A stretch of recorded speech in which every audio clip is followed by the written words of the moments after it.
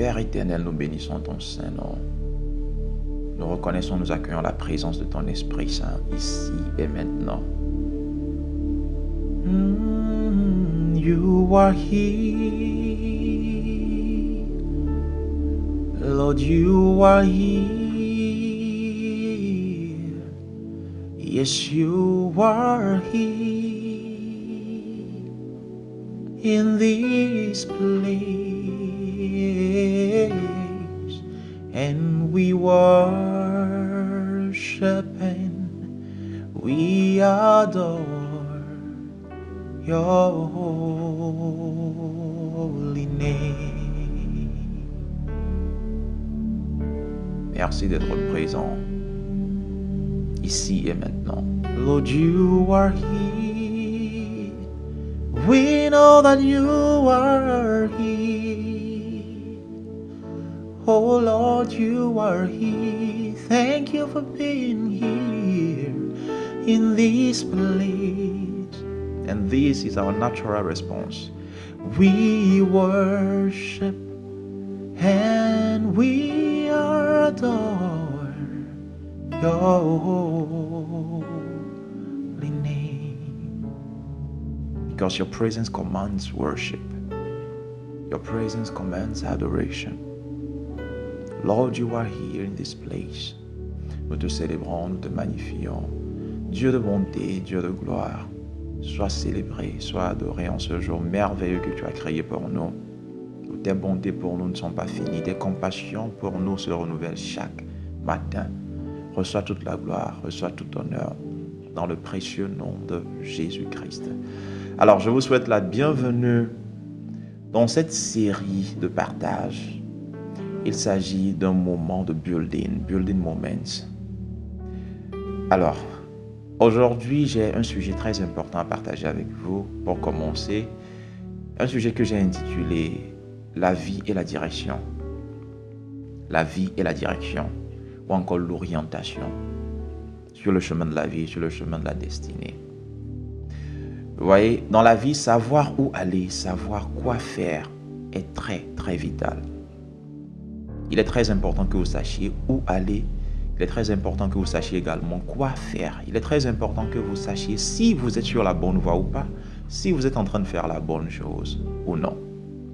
Pour moi, personnellement, l'une des tortures qui puisse vous arriver, c'est le fait de manquer de direction. Parce que vous voyez, cela vous laisse dans un état de confusion, où vous manquez d'orientation. Vous n'êtes pas sûr de ce que vous faites. Vous n'êtes sûr de rien en fait.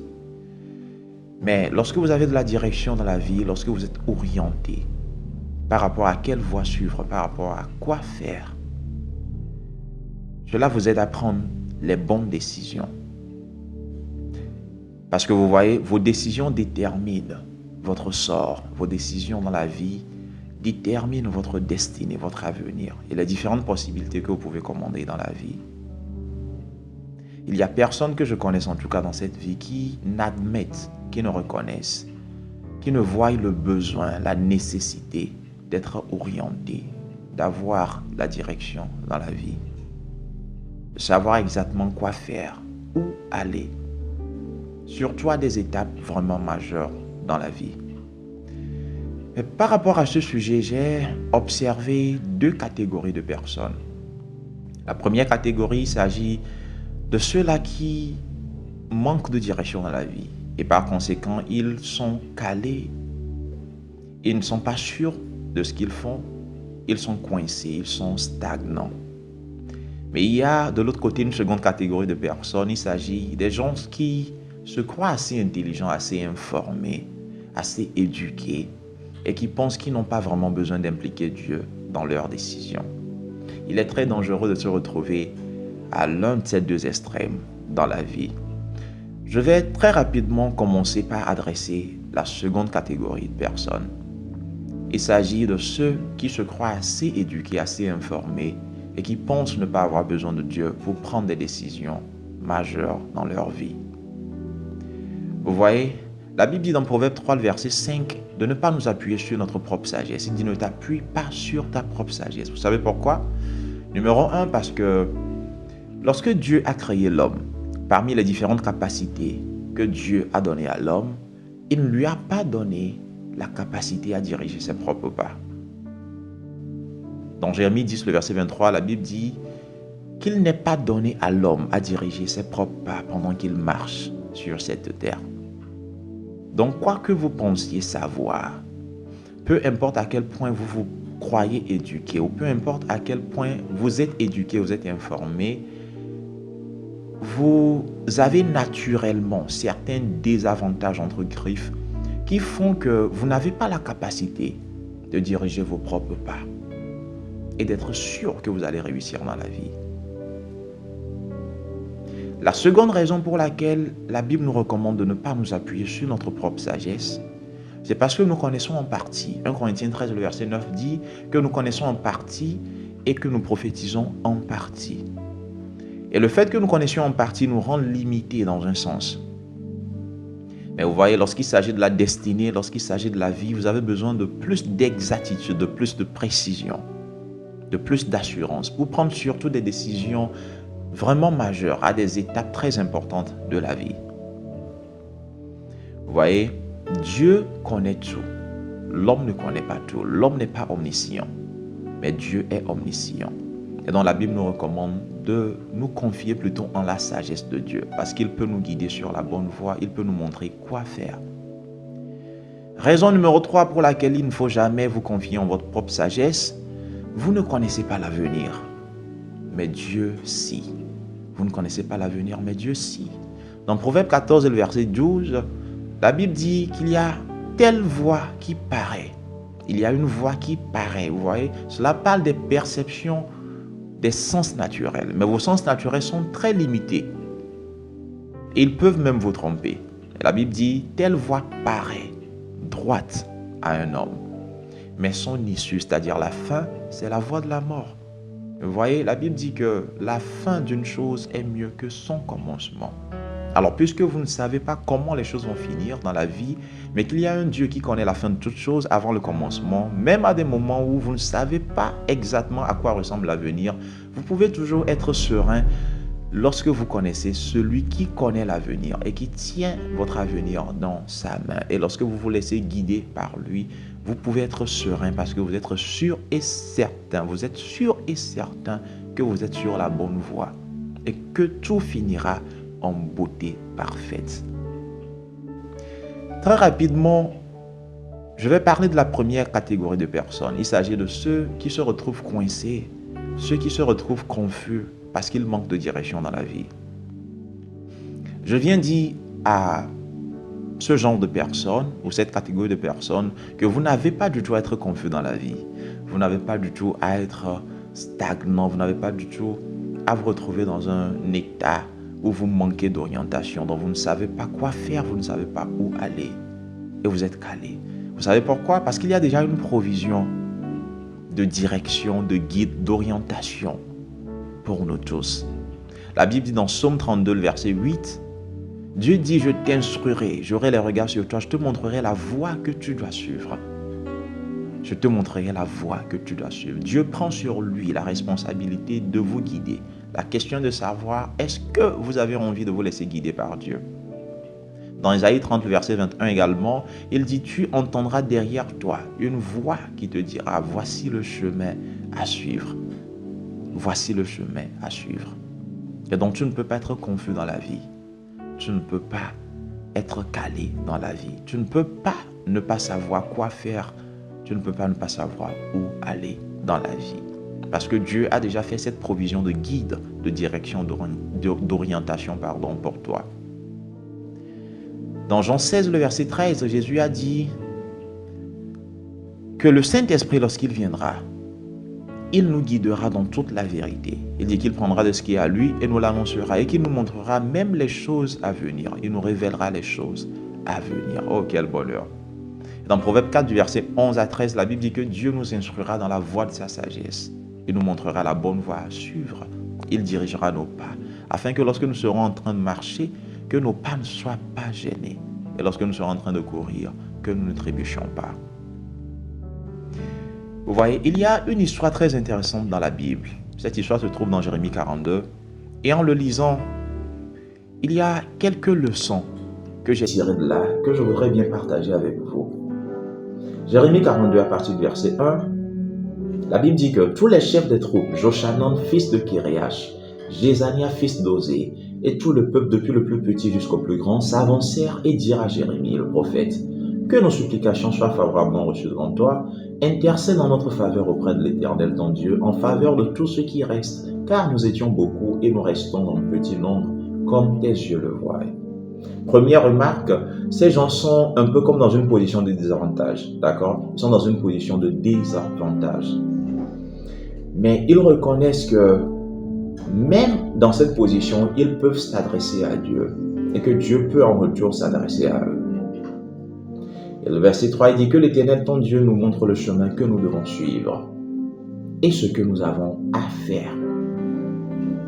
Verset 4 dit, Jérémie le prophète leur dit, j'entends, voici je vais prier l'Éternel votre Dieu selon votre demande et je vous ferai connaître sans rien vous cacher tout ce que l'Éternel vous répondra. Je lisais cette histoire dans la Bible et cela m'a révolté positivement.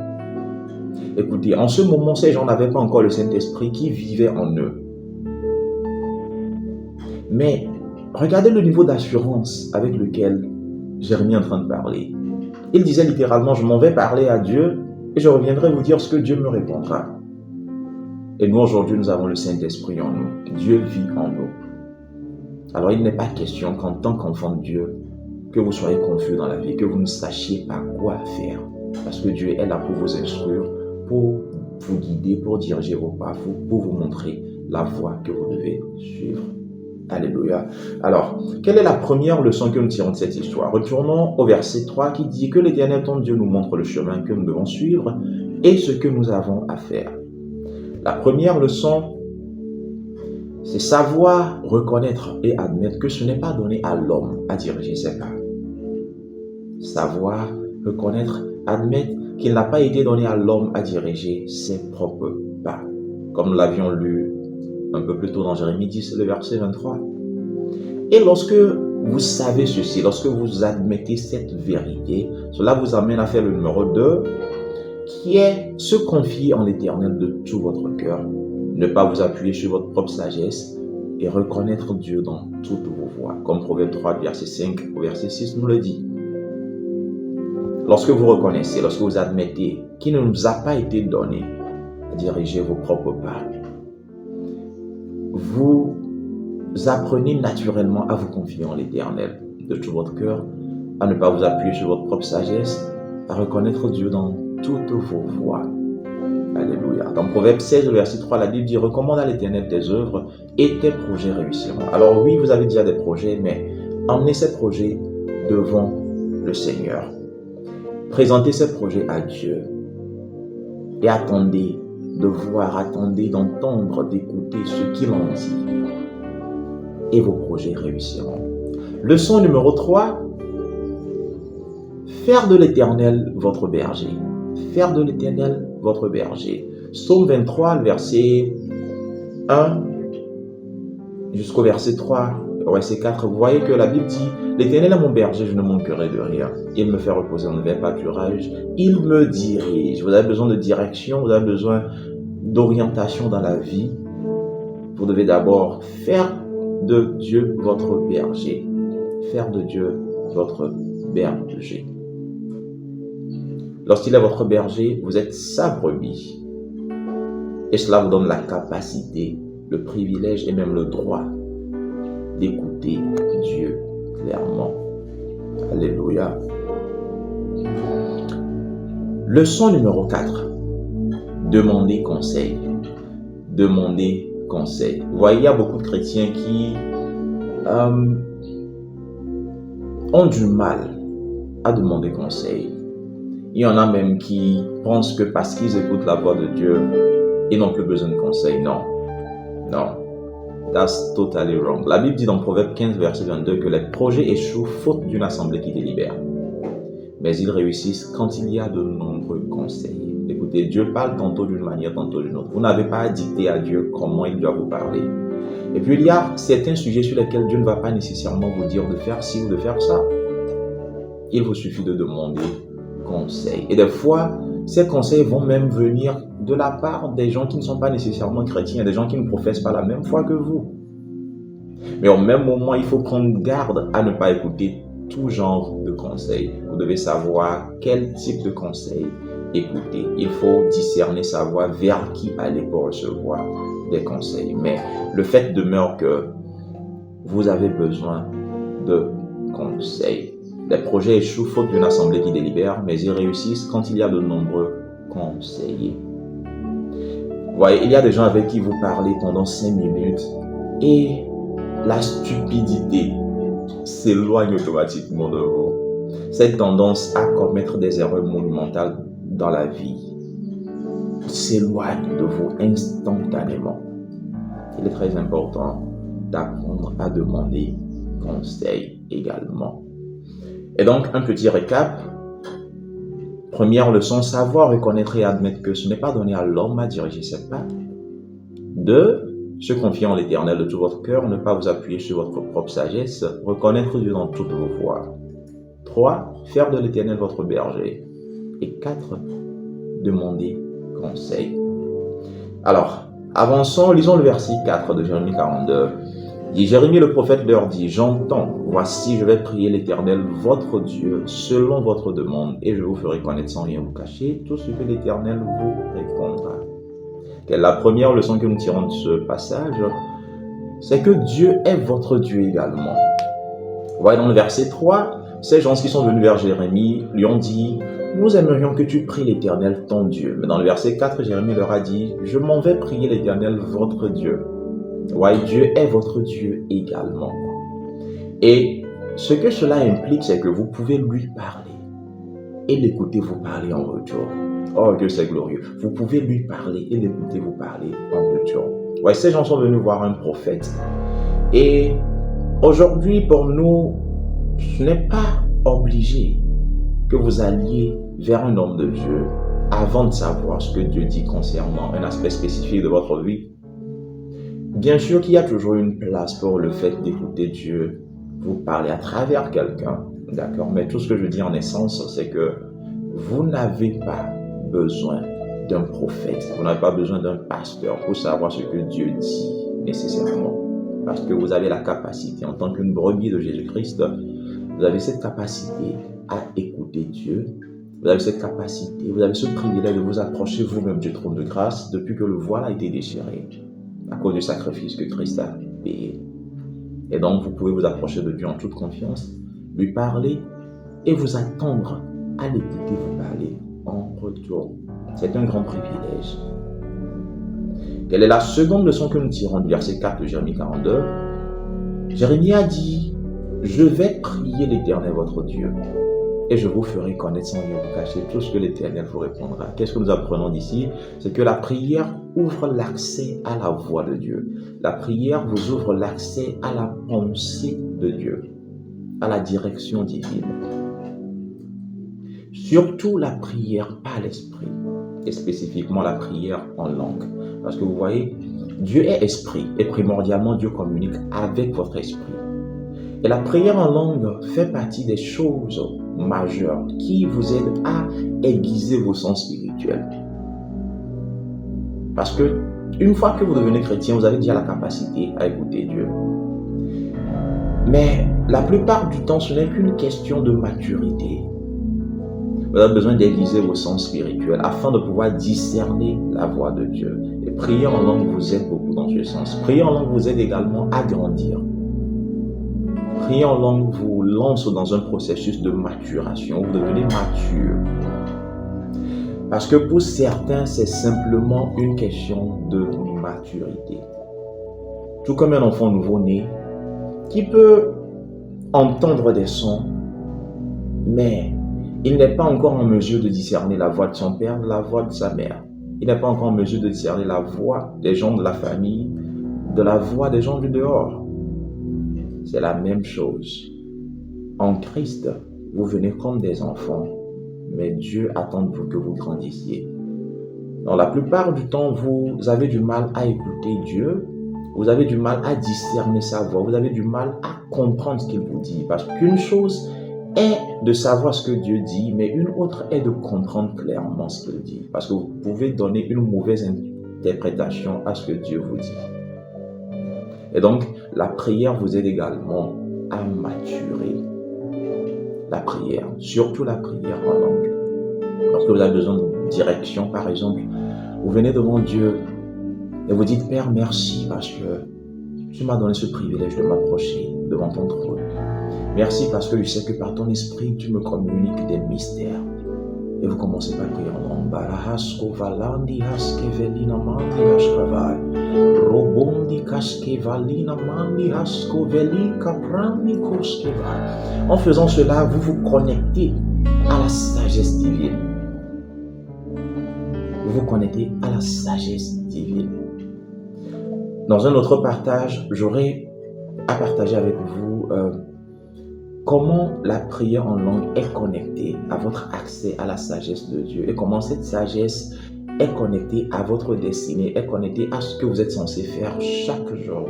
Est-ce que vous êtes censé faire à une saison particulière ou dans une saison particulière de votre vie? Donc vous priez par votre intelligence et vous priez par l'esprit. Seigneur, qu'est-ce que je dois faire en cette saison particulière de ma vie? Ne vous basez pas juste sur le common sense. Le common sense a sa place. Mais vous avez besoin du guide divin. Donc vous venez devant Dieu, le cœur disposé à l'écouter et à lui obéir. Et vous admettez que vous ne connaissez pas grand-chose. Et vous voudriez que Dieu vous guide.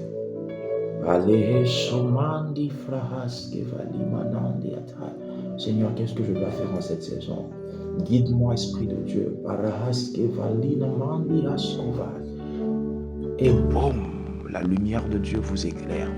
Et vous savez exactement quoi faire. Vous savez exactement où être à tel moment de votre vie. Alléluia. Alors, première leçon, Dieu est votre Dieu également. Par implication, vous pouvez lui parler et l'écouter vous parler en retour. Deuxième leçon, la prière. La prière vous ouvre à la voix de Dieu. La prière ouvre l'accès à la pensée de Dieu, à la sagesse de Dieu. Leçon numéro 3, savoir que Dieu va vous parler et que vous pouvez l'écouter. Alléluia. Dans Jean 10, Jésus dit, mes brebis entendent ma voix et elles me suivent. Savoir que Dieu veut, peut et va vous parler et que vous avez la capacité à l'écouter. Jésus a dit, mes brebis entendent ma voix. Et si vous me suivez, vous n'êtes pas encore devenu une brebis de Jésus. Vous n'avez pas encore accepté Christ dans votre cœur. Le moment est propice pour que vous le fassiez. Il vous suffit de croire en l'évangile de Christ. Quel est cet évangile? Que Christ est mort pour vos péchés, qu'il a été enseveli, mais que le troisième jour, il est ressuscité. Lorsque vous croyez, vous le confessez en tant que votre Seigneur, votre Sauveur personnel. Et vous acceptez son esprit dans votre cœur. Parce que c'est seulement par son esprit qu'il vous guide sur le chemin de la vie, sur le chemin de la destinée. Alléluia. You are here, Lord, you are here. You are here in this place, and we worship and adore your holy name.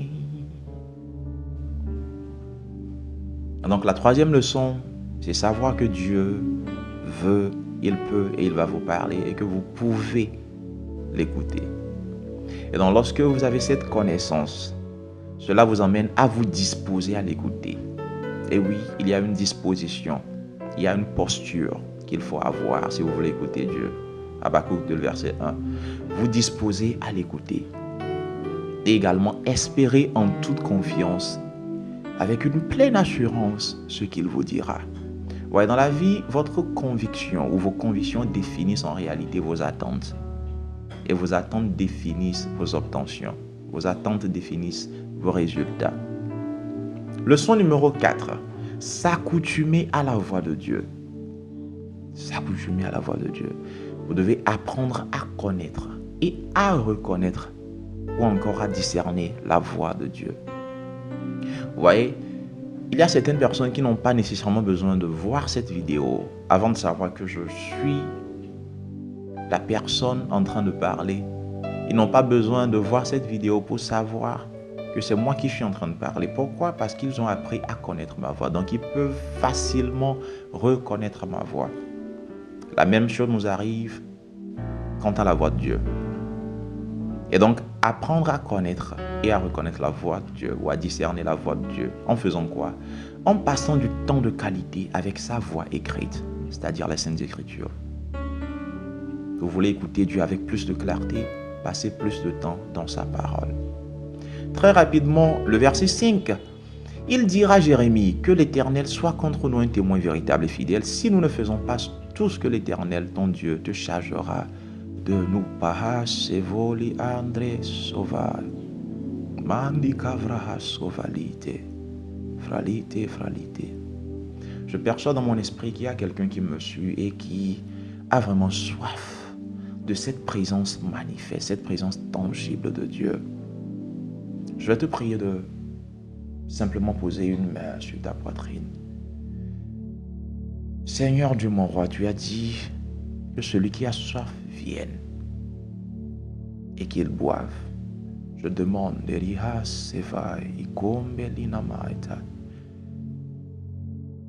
pour tous ceux qui ont soif de ta présence, que cette présence manifeste, cette présence tangible leur soit communiquée maintenant, au nom puissant de Jésus-Christ. Amen, amen. Thank you, Holy Spirit. Alors, le verset 5, il dira à Jérémie que l'Éternel soit contre nous un témoin véritable et fidèle si nous ne faisons pas tout ce que l'Éternel, ton Dieu, te chargera de nous dire. Et la première partie du verset 6 dit que ce soit du bien ou du mal, nous obéirons à la voix de l'Éternel. Il y a une leçon très importante à tirer de ces passages. Il s'agit de la disposition de soumission, une disposition de soumission totale et d'obéissance complète à la volonté de Dieu, quelle qu'elle soit. Quelle qu'elle soit, que ce soit du bien ou du mal, nous obéirons à la voix de l'Éternel. La plupart du temps, plusieurs personnes ont du mal à écouter Dieu parce qu'ils ne viennent pas avec un cœur disposé à écouter Dieu. Surtout lorsque ce que Dieu dit ne s'accorde pas avec ce qu'ils pensaient ou ce qu'ils veulent en réalité. Mais vous voyez, vous voulez écouter Dieu, il est votre ami, il est votre berger, il veut vous guider, mais avant tout, il est votre Seigneur. Lorsque Dieu vous parle, ce n'est pas simplement pour vous conseiller. Lorsque Dieu vous parle, Dieu vous instruit pour votre propre bien. Donc vous devez apprendre à faire confiance à Dieu et à venir devant lui avec un cœur disposé à lui obéir complètement, à vous soumettre totalement à sa volonté. La seconde partie du verset 6 également nous donne une très grande leçon. Et il s'agit de notre bonheur qui se trouve dans notre obéissance. Vous voyez, la seconde partie du verset 6 dit quoi? Afin que nous soyons heureux si nous obéissons à la voix de l'Éternel notre Dieu. Votre bonheur se trouve dans votre obéissance. Votre bonheur se trouve dans votre obéissance. Ceci me rappelle Deutéronome 28. Si vous obéissez à la voix de l'Éternel votre Dieu, et si vous marchez selon tout ce qu'il vous ordonne, je vous ferai ci, je vous ferai ça. Donc votre bonheur se trouve dans votre obéissance. Je prie pour quelqu'un, reçois la grâce d'obéir complètement à Dieu. Reçois la grâce de te soumettre totalement à la volonté de Dieu pour ta vie, pour ta destinée, dans le nom puissant de Jésus-Christ. Alors, quelle est la prochaine leçon que nous tirons? Cette leçon se trouve dans le verset 7 de Jérémie 42 toujours, qui dit « 10 jours après, la parole de l'Éternel fut adressée à Jérémie. » Leçon numéro 1, Dieu parle. Même si c'est après 10 jours, Dieu parle. Dieu parle. Vous pouvez être sûr, lorsque vous allez dans la présence de Dieu, qu'il va vous parler. Jérémie 33, verset 3, « Invoque-moi, je te répondrai, je te montrerai des choses que tu ne connais pas. » Leçon numéro 2, apprendre à attendre et à s'attendre à Dieu. apprendre à attendre et à s'attendre à Dieu. Apprendre l'art du silence, stillness, l'art du silence dans la présence de Dieu. L'art du silence dans la présence de Dieu. Psaume 46, verset 11. Voyez, parfois, ce n'est pas que Dieu tarde à nous parler, c'est plutôt nous qui tardons à l'écouter parce que habituellement, il y a tellement de bruit dans notre âme. Tellement de bruit. Parfois, nous sommes soit trop pressés, soit un peu trop agités pour écouter Dieu. Et vous voyez, j'aimerais recommander quelques stratégies que vous pouvez appliquer pour vous aider à écouter Dieu plus clairement. La première chose, il s'agit de la méditation de la parole de Dieu. La méditation de la parole de Dieu. La seconde chose, c'est ce que j'appelle les contemplations profondes. Passer des moments dans la contemplation de Dieu. La troisième chose, passer des moments intenses dans l'adoration. Ces trois choses, entre autres, vous permettent d'être tranquille, posé dans votre esprit et dans votre âme. Et cela vous permet d'écouter avec clarté, avec précision, la voix du Saint-Esprit. Vous devez également apprendre à passer du temps dans l'intimité avec le Saint-Esprit en rendant ministère à Dieu. Vous voyez, Dieu vous parle à travers son esprit. Et vous avez besoin de construire une relation riche avec le Saint-Esprit pour connaître sa voix et pour reconnaître sa voix. Et donc passer du temps dans l'intimité avec le Saint-Esprit en rendant ministère, en rendant culte à Dieu. Dans Acte 13, le verset 2, il y a certaines personnes qui se sont rassemblées. La Bible dit que pendant qu'ils rendaient leur culte ou encore leur ministère à Dieu dans la prière et dans le jeûne, le Saint-Esprit dit plusieurs fois, vous passez du temps dans la présence du Saint-Esprit, puis il vous parle. Il vous parle. Il vous parle. Parfois, il faut ajouter le jeûne. Le jeûne. Le jeûne. Pas seulement par rapport à la nourriture. Des fois, il faut vous priver un peu des réseaux sociaux. Les réseaux sociaux sont fantastiques. Ils peuvent vous servir à grand chose. Mais au même moment, lorsque vous ne faites pas attention, les réseaux sociaux peuvent constituer une distraction majeure. Des fois, il faut se séparer un peu de certains plaisirs, de certaines compagnies. Ne gaspillez pas du temps à faire des choses qui ne vont pas vous emmener loin. Passez plutôt du temps à investir dans l'esprit. Passez du temps avec celui qui peut vous guider, qui peut vous garantir les 5, les 10, les 20 années prochaines. We worship and we adore your holy name. La présence de Dieu vous donne la direction. Lorsque vous lisez Josué 3, du verset 3 au verset 4, également le verset 11, la présence de Dieu vous conduit, vous montre la voie à suivre. L'arche de Dieu qui représente la présence de Dieu. Lorsqu'elle est devant vous, vous savez où aller, vous savez quoi faire. Par moment, par saison. Alors très rapidement pour finir, le verset 10 de Jérémie 42 dit, si vous restez dans ce pays, alors Jérémie est déjà de retour avec ce que Dieu a dit, si vous restez dans ce pays, je vous y établirai et je ne vous détruirai pas. Je vous planterai et je ne vous arracherai pas, car je me repens du mal que je vous ai fait.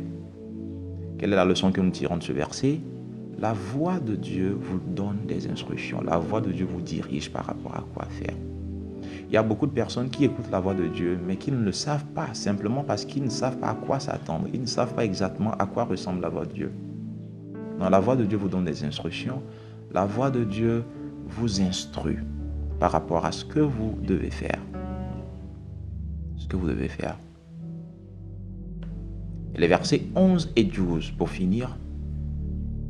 Dans ces versets, la Bible parle de l'amour. La Bible parle de la pitié, de la miséricorde, il parle de la compassion.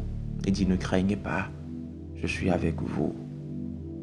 Donc la présence de Dieu. Donc autre chose que la voix de Dieu fait est que la voix de Dieu vous communique de l'assurance.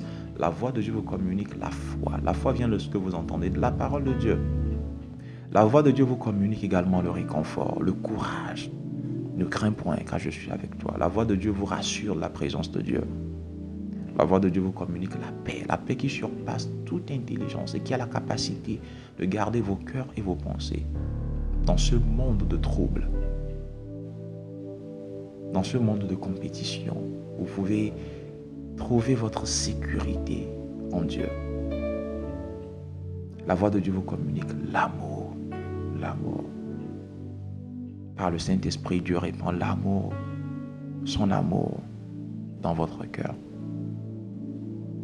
Et donc, la voix de Dieu est très importante. Et lorsque vous comprenez la nécessité de la voix de Dieu, lorsque vous comprenez le rôle de la voix de Dieu dans votre vie, il n'y a rien que vous ne puissiez sacrifier juste pour sécuriser la voix de Dieu, la clarté de la voix de Dieu pour votre vie, pour votre destinée. Ceci est très important. Savoir sur quoi vous êtes en train de bâtir votre vie, sur quoi vous êtes en train de bâtir votre avenir. Vous avez besoin de direction, vous avez besoin d'orientation. Et donc, comme je l'avais dit tantôt, passez du temps dans la présence de Dieu, passez du temps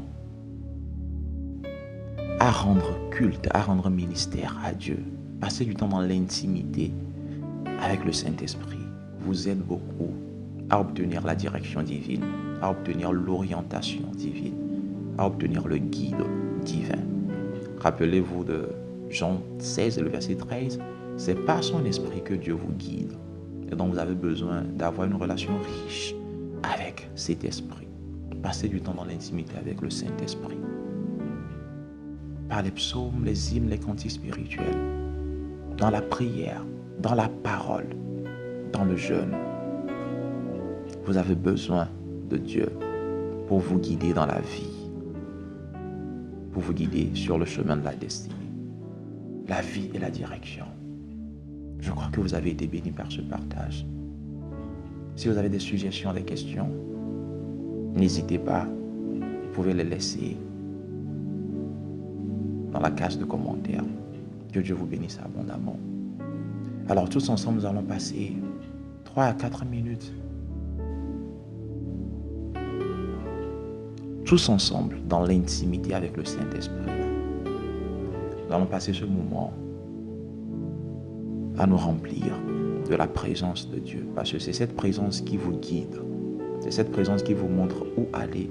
C'est cette présence qui vous montre quoi faire.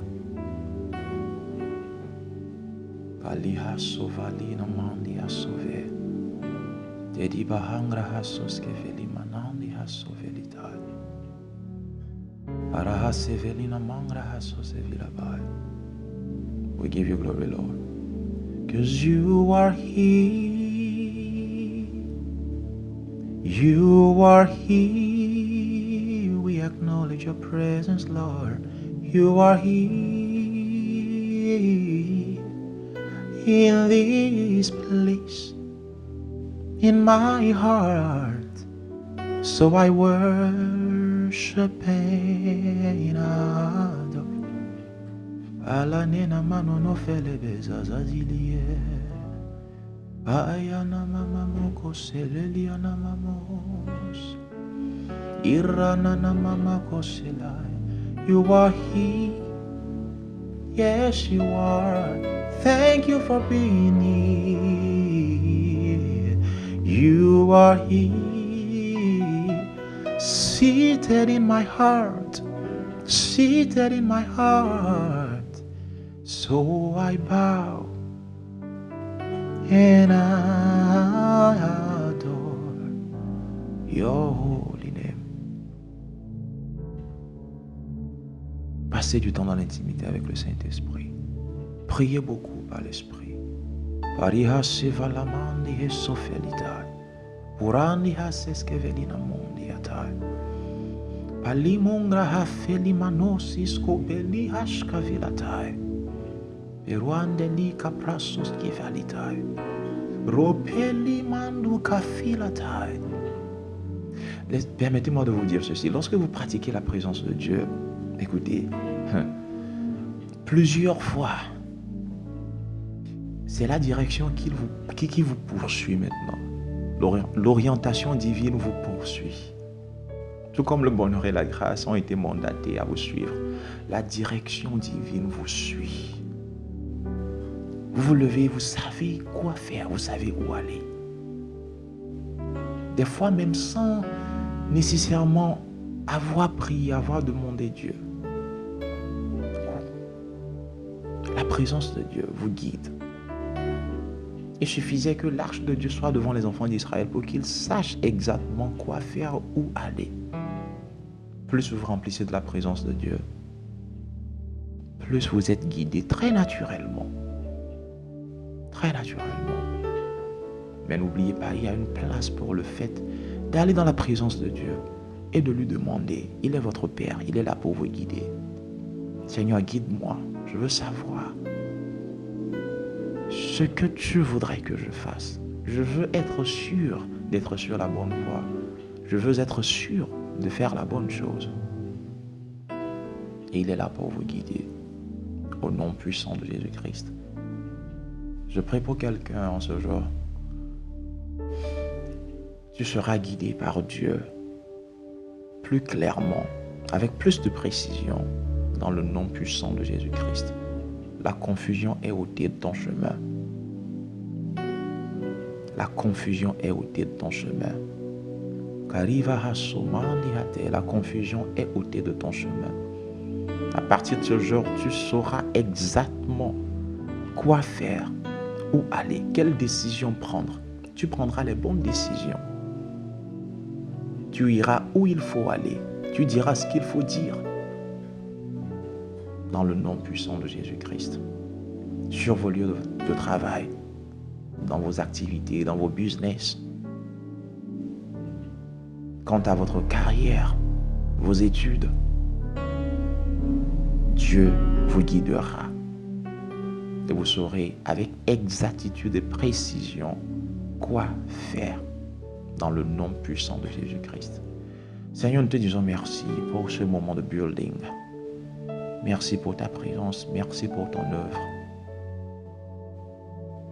Merci d'être notre guide, notre conseil. Reçois toute la louange, reçois toute la gloire dans le précieux nom de Jésus-Christ. Amen, amen. Demeurez bénis.